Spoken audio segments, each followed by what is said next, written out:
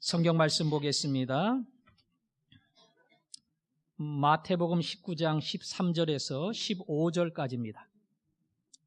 그때의 사람들이 예수께서 안수하고 기도해 주심을 바라고 어린아이들을 데리고 오매 제자들이 꾸짖거늘 예수께서 이르시되 어린아이들을 용납하고 내게 오는 것을 금하지 말라. 천국이 이런 사람의 것이니라 하시고 그들에게 안수하시고 거기를 떠나시니라. 아멘. 그림 하나를 보겠는데요. 뭔지 알겠습니까? 예수님이 계시고 만화처럼 글이 하나 나와 있고 고개를 돌리고 있는 한 사람이 있죠. 글씨가 잘 보이나 모르겠지만 부자가 하나님 나라에 들어가는 것은 낙타가 바늘구멍 들어가는 것만큼 힘들다. 그렇게 예수님이 말씀하십니다. 무슨 이야기인지 아시겠어요? 예수님과 부자 청년의 이야기입니다. 됐습니다. 예수님과 부자 청년의 이야기는 오늘 본문에 이어서 계속 나옵니다. 간단히 설명하면 이 사람은 청년이지만 부자입니다. 유산을 물려받았는지 사업에 성공했는지 모르겠지만 많은 재산이 있어요. 또 한 가지 누가복음에 보면 관리라 사회적인 지위도 가지고 있어서 재력만이 아니고 어떤 지위, 명예도 있는 사람입니다. 요거 두 가지만 봐도 성공했지요. 물질적인 재산과 사회적 지위가 있습니다. 그런데 또 한 가지 신앙도 좋아요. 예수님 앞에서 장담하기를 나는 십계명 모든 것, 살인, 간음, 도적질, 거짓말, 탐심 이걸 다 지켰습니다. 이렇게 장담할 만큼 신앙도 깊은 사람이었습니다. 대단한 인물이죠. 이 사람이 예수님을 따르고 싶다, 영생을 알고 싶다 이렇게 요청을 했을 때에 예수님이 대답하시기를 그래 너는 참 훌륭하다. 한 가지만 더 하면 된다. 내 재산을 다 팔아서 가난한 자들에게 나누어 주고 나를 따르라. 저 청년이 생각 많이 했습니다. 고민 많이 했습니다.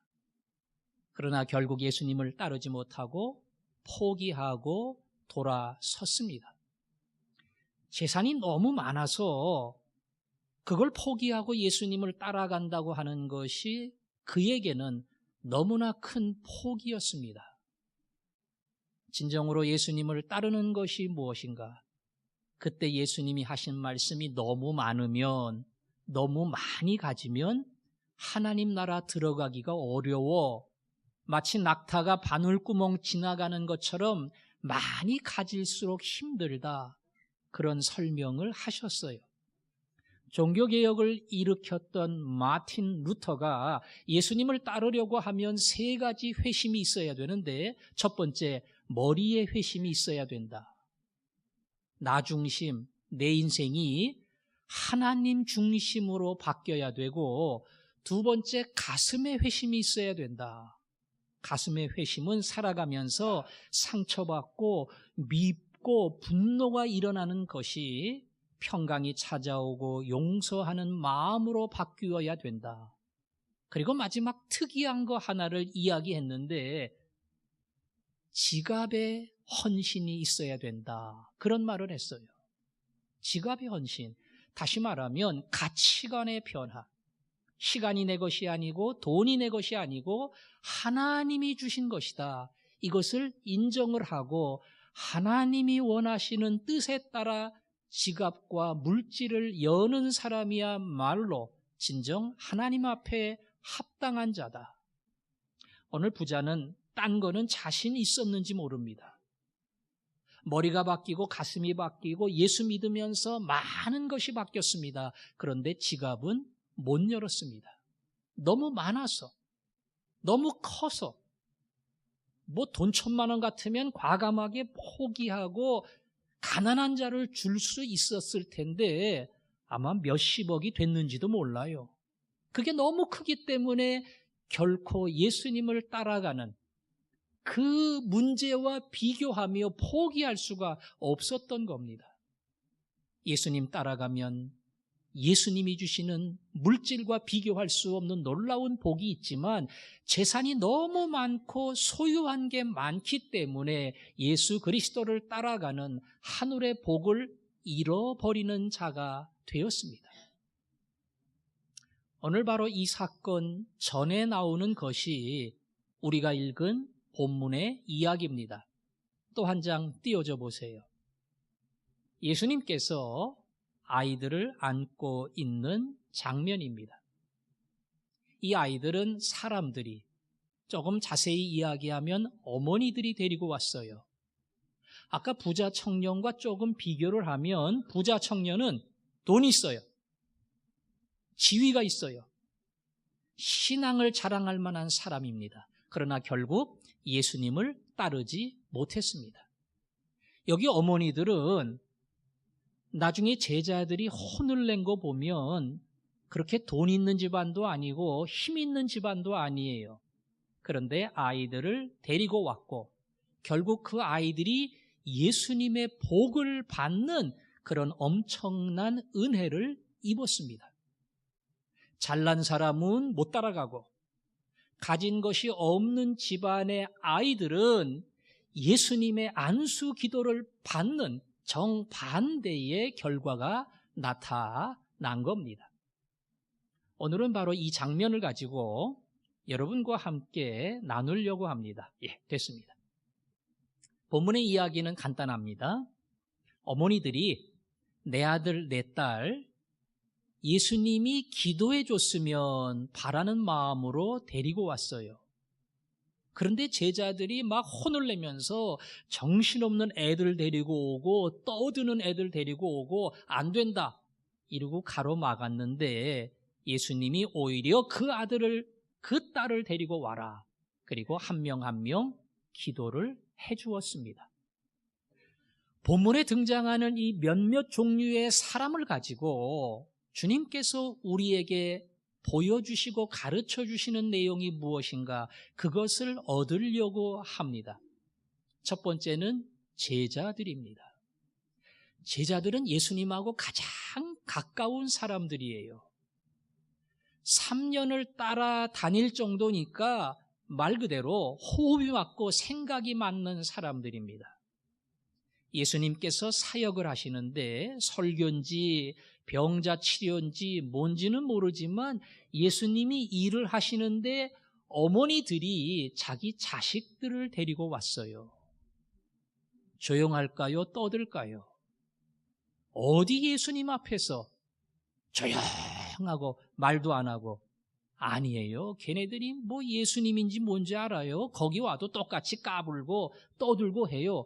그러니까 제자들이 제지를 시키고 소리를 지르고 누가 애들을 데리고 왔냐고 그렇게 혼을 내지요.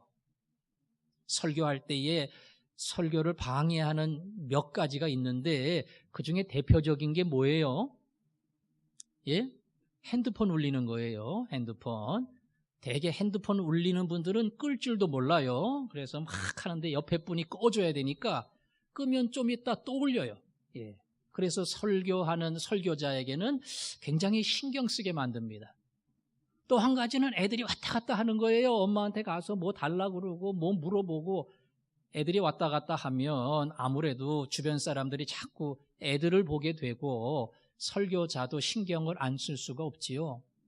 제자들이 그런 걸 알기 때문에 예수님이 일하시는데 자꾸 떠들고 까부는 애들이 예수님 사역을 방해하니까 예수님을 보호하는 차원에서 걔네들을 막고 진정을 시키고 생각 없이 데리고 온 어머니들을 향해서 꾸짖고 혼을 낸 겁니다.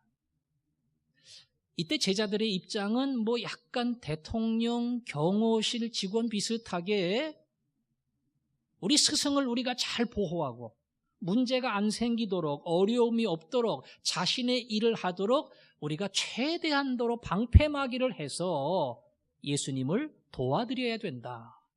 이런 사고를 가지고 있었던 것 같아요. 그래서 아주 철저하게 예수님의 제자로 자기들의 직임을 다한 겁니다. 예수님이 볼 때도 고맙지요. 뭐 지시하지도 않고 부탁하지도 않았는데 알아서 제자들이 선생님이 활동하는데 방해가 안 되도록 모든 걸 정리정돈하고 준비를 하고 그렇게 사역을 돕고 있으니까 감사하지요. 근데 오늘 제자들은 더 중요한 것을 놓쳤어요. 제자는 스승에게 배우는 사람이에요. 배운다고 하는 것은 스승의 가르침, 스승의 생각, 스승의 교훈이 무엇인가를 깨닫고 마음에 담고 그걸 통해서 손과 발과 행동과 인생이 바뀌는 사람, 이게 제자입니다.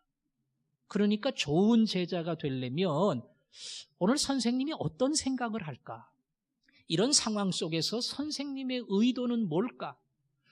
우리 예수님이 내 자리에 섰으면 어떤 결정을 하실까? 그런 선생님의 입장과 선생님의 시각을 생각을 해봐야 돼요. 그런데 전혀 거기에는 관심이 없고요. 내 입장, 내 생각, 내 판단에 따라서 최선이라고 지금 아이들을 억제하고 어머니들을 혼낸 겁니다. 대통령이 새로 들어서고 열린 경호, 예전처럼 막 철저하게 가로막고 사람들 근처에 못 오게 하고 이렇게 하지 않고 열린 경호를 한다. 혹시 경호원 중에 옛날식으로 우리 대통령을 누가 건드리거나 해하지 않도록 우리가 철저하게 밀착 경호를 해야 된다, 이러고 막 그런 경호를 하면 대통령 좋아하겠어요? 기분 나쁘죠. 나는 열린 경호로 백성에게 다가가고 소통하려고 하는데 그런 대통령의 의지와는 관계없이 그냥 자기식으로 막 한다 그러면 그건 대통령의 일을 방해하는 겁니다. 오늘 제자들이 그런 식으로 자기 스승을 보호한다고 전혀 선생님의 의도, 예수님의 의도와는 다른 방식으로 예수님을 보호하고 결국 예수님의 뜻과 예수님의 계획을 가로막는 사람이 된 겁니다. 이게 제자들이 예수님을 위해 할 수 있는 최선의 방법이었지만 결과적으로는 최악이 된 겁니다.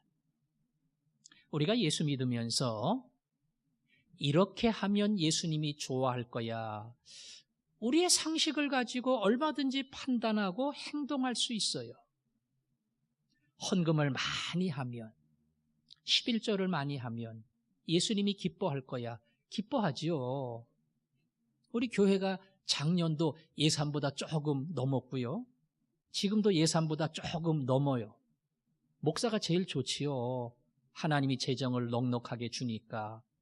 예수님도 좋아하겠지요. 그러니까 내가 많은 헌금을 하면 아까 지갑의 회개도 얘기했지만 그러면 주님이 기뻐할 거야. 그건 틀림없어요.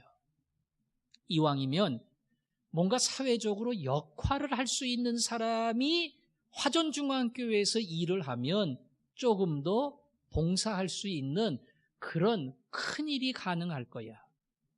의사가 화전중앙교회 성도 되고, 요즘 한참 왔다 갔다 하는 검사가 혹은 사장이 이런 사람이 화전중앙교회 집사 되고 뭐 높은 사람이 성도가 되면 그만큼 큰일 하지 않겠어요? 얼마든지 이런 생각을 가지고 예수님을 기쁘게 한다, 이 정도 되고 이 실력 되고 이만큼 가지고 있으면 예수님을 기쁘게 하고, 그렇지 못하면 예수님께 뭔가 큰 역할을 해드릴 수 없을 거야. 이런 상식적인 생각을 가질 때가 있습니다. 그건 다 맞아요. 근데 잘못하면 그것 때문에 예수님 앞에 나아가는 길을 막고 은혜의 통로를 막고 주님이 하려고 하는 계획하고 정반대의 계획을 가지고 옳다고 생각하며 주장하는 그런 사람이 될 수 있다는 겁니다. 아까 누구처럼요? 부자 청년처럼. 내가 이 정도 재력이니까, 이 정도 지위가 있으니까 예수님께 가면 예수님이 대단한 사람 왔네. 그래, 나를 따르라. 따르면 헌금도 많이 하고 힘도 쓸 거야. 그럴 줄 알았는데 오히려 그 재산이, 그 돈이 그가 예수 그리스도를 따라가는데 방해의 조건이 되어서 결국 주님이 주시고자 하시는 놀라운 복을 잃어버리는 사람이 되었다는 겁니다. 여러분이 주님을 기쁘게 해드리고자 할 때에 항상 내가 가지고 있는 기준과 상식을 가지고 이렇게 하면 기뻐할 거야, 이렇게 하면 좋아할 거야. 아니요, 생각을 조금 바꿔야 돼요. 예수님은 내 입장에 서면 어떻게 하셨을까?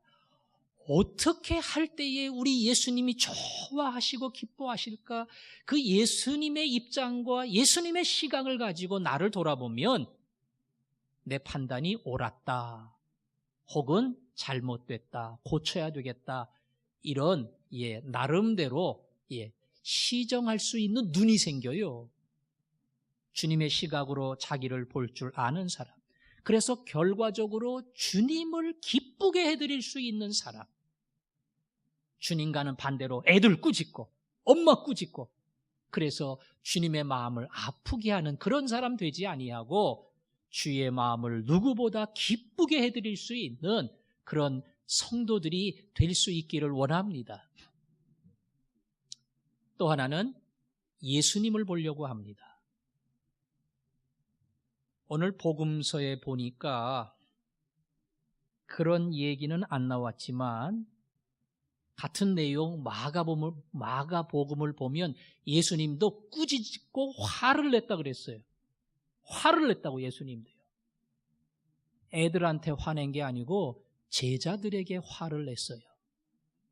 제자들이 떠드는 애들한테 막 뭐라 그러고 엄마한테 왜 그냥 이런 애들 데리고 와가지고 이렇게 꾸짖을 때에 예수님은 꾸짖는 제자들을 꾸짖었어요. 니네들 왜 그래? 왜 아이들 가지고 그래? 왜 엄마들한테 소리 지르고 그래? 그리고 말씀하시기를 천국은 바로 이런 어린 아이들과 같은 사람의 것이야. 어린 아이와 같지 않으면 천국 갈 수 없어. 천국의 주인공이 되는 아이들을 왜 이렇게 함부로 대하고 내게 못 오게 하는 거야? 너희들 도대체 정신이 있는 거야? 제자들을 꾸짖었습니다. 애들이 천국의 주인공이고 애들이 하나님 나라에 들어갈 수 있다. 무슨 말일까? 그냥 쉽게 생각하면 애들은 단순한, 복잡하게 따지고 계산하고 의심하지 않고 그냥 가르쳐주고 전해주는 말 그대로 마음에 받아요. 백지에다가 처음 그림을 그리듯. 이건 지우고 할 거 없어요. 그냥 그리는 그대로 백지에 박히는 겁니다. 아이들은 그 마음 그대로 단순하게 들려주는 것, 가르쳐주는 것, 이걸 마음에 그대로 담게 됩니다. 우리 교회에 유치부나 초등부 아이들이 집에 가서 교회 안 나오는 아버지에게 혹은 할아버지에게 아빠 왜 교회 안 나오는 거야? 지옥 가고 싶어? 천국 가려면 교회 나와야지. 이렇게 막 직설적으로 얘기하는 그런 경우가 있어요. 전도 그렇게 했다가는 큰일 나죠. 근데 애들은 그런 식으로 전도해요. 왜 그런 식으로 전도합니까? 주일학교에서 그렇게 배웠어요. 전도사님을 통해서, 목사님을 통해서 교회 나와 예수 믿으면 죄 용서함 받아 하늘나라 자녀가 되지만 교회 안 나오고 예수 믿지 않으면 결국은 하늘나라에 들어갈 수 없는 지옥의 백성이 되고 만다. 이 간단한 얘기지만 들은 그대로 받아들이고 믿고 그래서 집에 가서 아빠 지옥 가면 좋아? 이렇게 얘기할 정도로 순진하고 단순한 마음을 가진 겁니다. 너희들은 거꾸로 어린아이들에게 그것을 배워야 돼. 그렇게 단순한 마음으로 복음을 받아들일 줄 아는 거, 이거 니들은 못해. 근데 애들은 한다?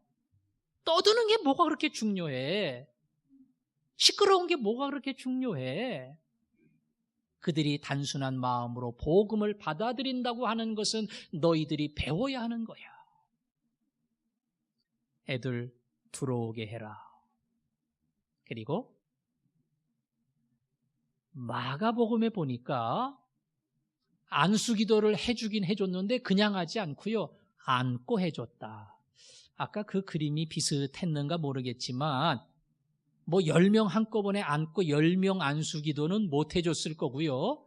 한 명씩 안고, 하나님, 사랑하는 귀한 아들이 여기 있습니다. 이 아들에게 지혜 주시고 건강 주시고 그의 미래를 열어 주옵소서. 기도했을 겁니다. 엄마들이 얼마나 기뻤겠어요. 예수님이 직접 내 아들, 내 딸을 품에 안고 그 머리에 손을 얹고 축복의 안수기도를 해줬으니까 엄마들이 이것만큼 기쁜 일이 어디 있겠냐고요. 제자들이 막 꾸짖고 혼을 낼 때는 예수님 못 만날 줄 알았어요. 그런데 아내 예수님이 아이들을 들어보내라. 그리고 따뜻한 가슴으로 아이들을 안고 안수기도 할 때에 엄마들의 마음이 얼마나 흐뭇하고 얼마나 기뻤겠냐고요. 뭐 여러분들이 다 아실 겁니다. 내 아들 내 딸 그렇게 하면, 내 손주들 그렇게 하면 내 마음이 얼마나 기쁘겠어요. 저는 여러분의 아들과 딸들을, 여러분의 사랑하는 손자와 손녀들을 예수님께서 이렇게 해주시기를 원합니다. 하나님, 이 아이가 복받기를 원합니다. 예수님, 누구의 기도보다 예수님 기도해 주는 것, 그게 가장 중요하고 가장 복된 기도인 줄 압니다. 그 머리에 손을 얹어 기도해 주십시오. 예수님이 그 부탁 그대로 기도할 때에 그거야말로 그 아이 인생의 가장 큰 복인 줄 압니다. 혹시 기도받으면서 우리 아들은 1등 되게 기도해 주세요, 이런 엄마가 있으려나 몰라요. 우리 딸은 너무 작은데요, 그냥 1년 새에 그냥 확 성장판이 막 그냥 쭉쭉 뻗어가지고 한 15cm 자라게 해주세요. 뭐 이런 거 바라는 분도 있을 거고요. 우리 애가 뭐 중학생, 고등학생인데 이제 계속 이 실력으로 자라서 나중에 사회에서 아주 출세하고 성공적인 인물이 되게 해주세요. 아마 이런 부탁을 가지고 왔는지도 모릅니다. 예수님이 만약에 그 아들, 그 딸을 안고 기도한다면 예수님 이 아들 1등 되게 해주세요. 그 집 딸은, 우리 집도요, 예수님 이 딸이 1등 되게 해주세요. 그 집은, 우리도요, 예수님 이 아들 1등 되게 해주세요. 그 계속 1등 되라고 기도하면 1등 한 명밖에 없는데 그럼 어떻게 해요? 예, 아마 예수님은 그런 기도 안 하셨을 겁니다. 누가복음에 예수님은 키와 지혜가 자라고 하나님과 사람들에게 사랑스러워 가시더라. 하나님, 이 아들, 이 딸이 키가 자라고 건강하게 해주시고, 그리고 하나님의 지혜가 충만케 해주시고, 자라가며 주변 사람들에게 사랑받는 자녀, 그리고 하나님이 기뻐하는 자녀가 되게 해주십시오. 예수님이 아마 그런 마음 가지고 우리들의 귀한 아들, 딸들에게 안수 기도를 해줬을 겁니다. 그게 예수님이 줄 수 있는 가장 위대한 기도죠. 1등? 그거 필요 없어요. 키 크는 거 필요 없어요. 그냥 예수님이 기도해 주는 것 자체면 다 끝이에요. 예. 그 안에 필요하면 1등도 주시고요. 그 안에 필요하면 얼마든지 성공하게도 만들어 주시고요. 예수님이 기도해 주시는 기도 안에 필요한 모든 복이 다 담겨 있어요.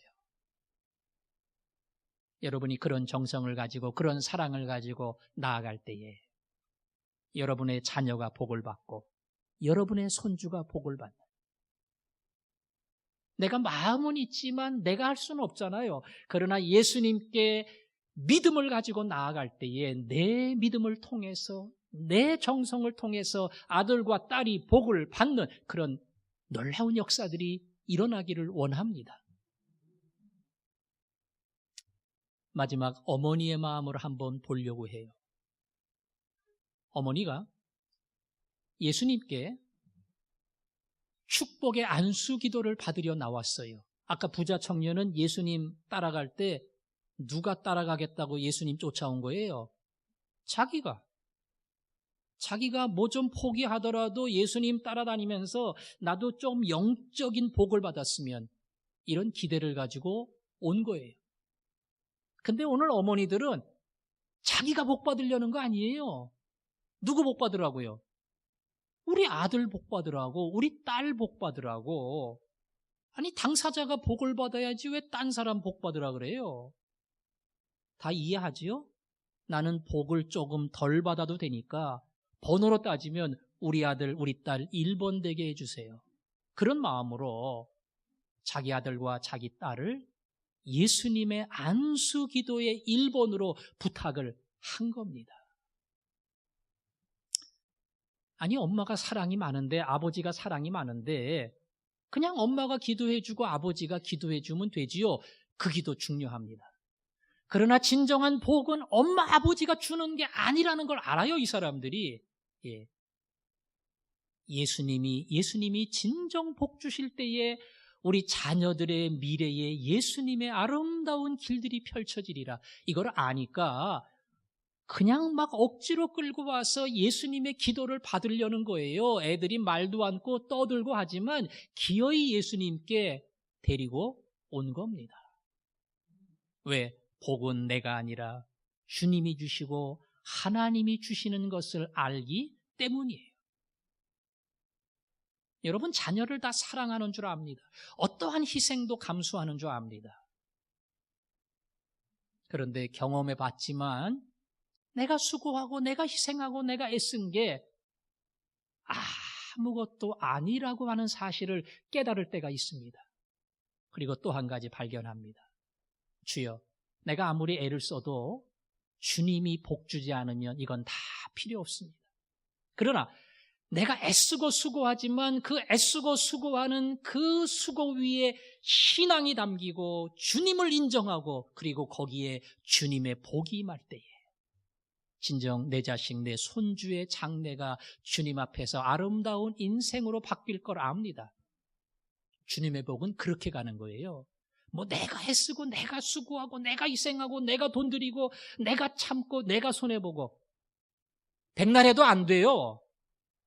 오늘 예수님께 데리고 와서 이 정성으로 데리고 오지만 그러나 마지막 복은 주님이 주심을 믿습니다.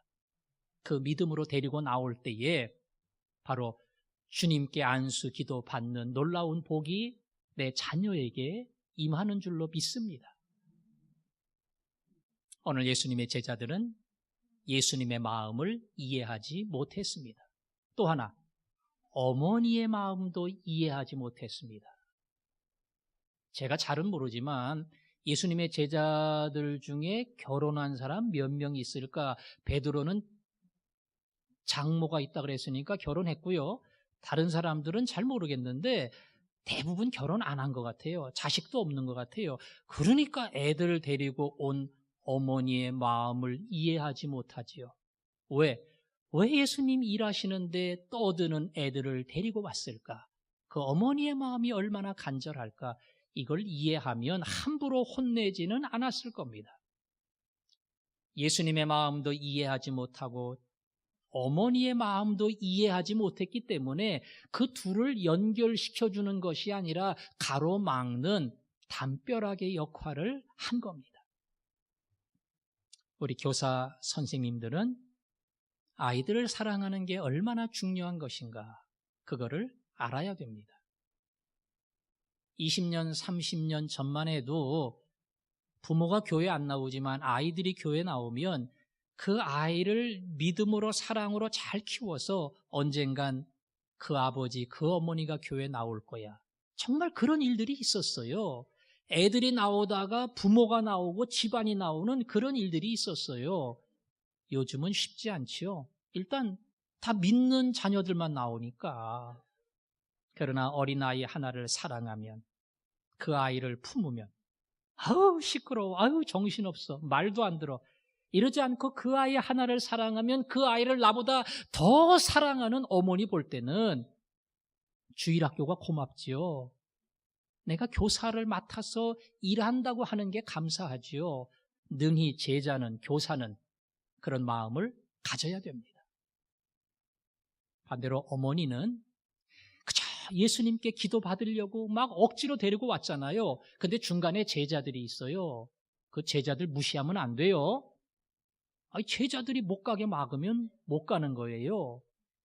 그 제자들의 역할이 얼마나 중요한지.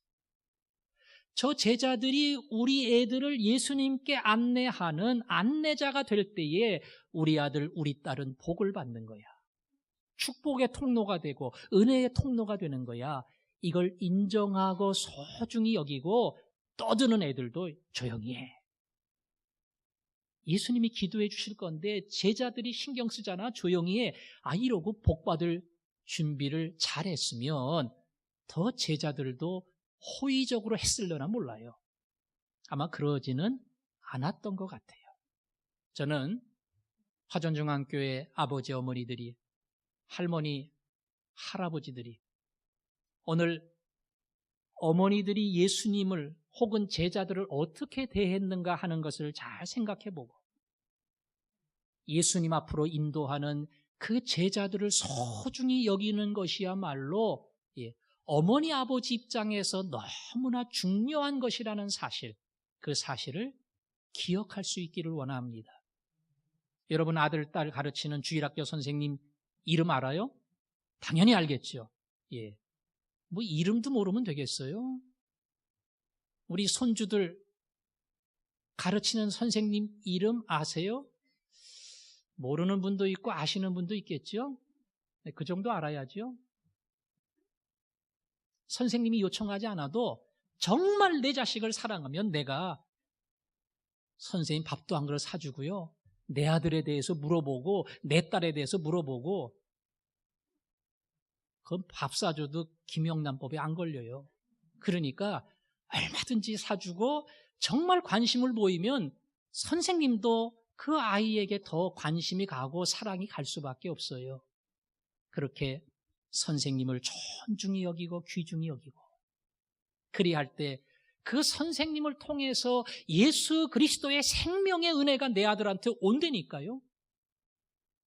예수 그리스도의 사랑의 복이 내 딸에게 온다니까요. 제자들이 그렇게 중요한 역할을 했다고 하는 것, 여러분이 그것을 인정하고 동일한 마음으로 다가갈 때에 바로 그 복을 내 아들, 내 딸이 받을 줄로 믿습니다. 오늘 그래서 내 아들, 내 딸이 정말 이런 복을 받기를 원하고, 선생님에게도 이런 자녀가 되기를 원하고, 그리고 더불어 선생님이 나에게도 이런 소중한 사람이 되기를 원합니다. 그런 마음으로 너는 시냇가에 심은 나무라. 주의 시절을 쫓아 구원 열매 맺는 사람, 주의 뜻대로 사는 사람, 내 아들 내 딸을 기억하고 찬양하시고 선생님을 기억하고 찬양하시고 바로 그 선생님을 통해서 예수 그리스도의 놀라운 복, 안수 기도하는 복이 내 자녀에게, 내 손주에게 임하게 하여 주옵소서. 이름을 기억하면서 함께 찬양하겠습니다. 너는 시냇가에 심은 나무라. 하나님의 사랑 안에 믿음 뿌리 내리고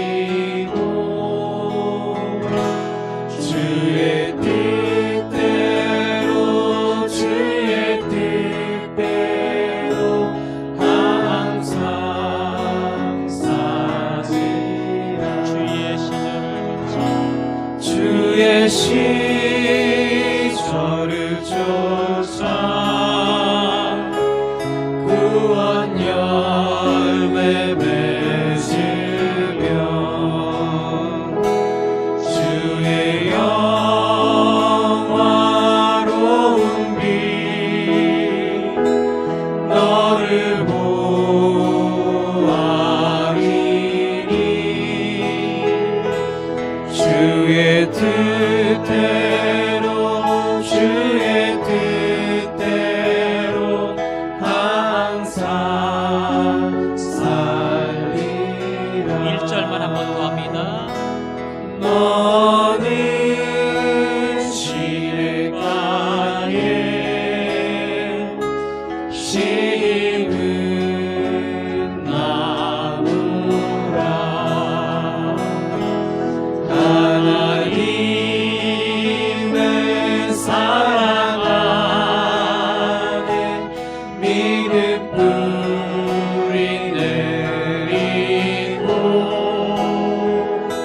주의 뜻대로 주의 뜻대로 항상 살리라. 기도하겠습니다. 아들, 딸 이름을 부르며 기도합니다. 손자, 손녀 이름을 부르며 기도합니다.